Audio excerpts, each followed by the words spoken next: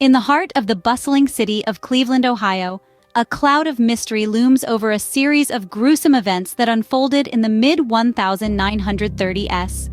Welcome, dear listeners, to the chilling tale of the Cleveland Torso murders. In a span of 4 years, from 1935 to 1938, a wave of terror swept across Cleveland. The city was gripped by a string of brutal killings that shook its core. Known as the Cleveland Torso murders, these were not ordinary crimes. The victims were often beheaded and dismembered, their identities obscured, and their lives abruptly ended. The tale begins in September 1935, when the first two victims were found, a man and a woman, near Kingsbury Run, a shantytown area in Cleveland. Both victims were decapitated, their bodies dismembered. The woman was never identified, but the man was believed to be Edward Andraschi, a local man known for his criminal activities. Over the next year, 4 more bodies turned up, each more brutal than the last.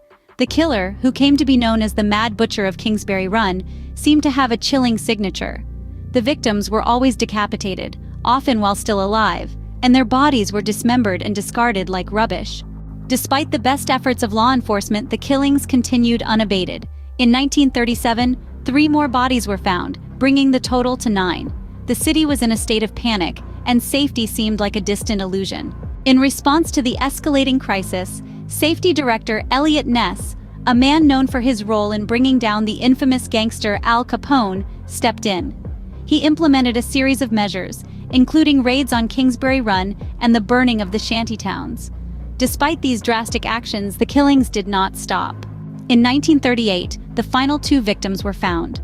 The first was discovered in pieces, wrapped in newspaper and neatly placed in 2 baskets. The second victim was found decapitated, his body dumped in a vacant lot. The city held its breath, waiting for the next victim, but none came.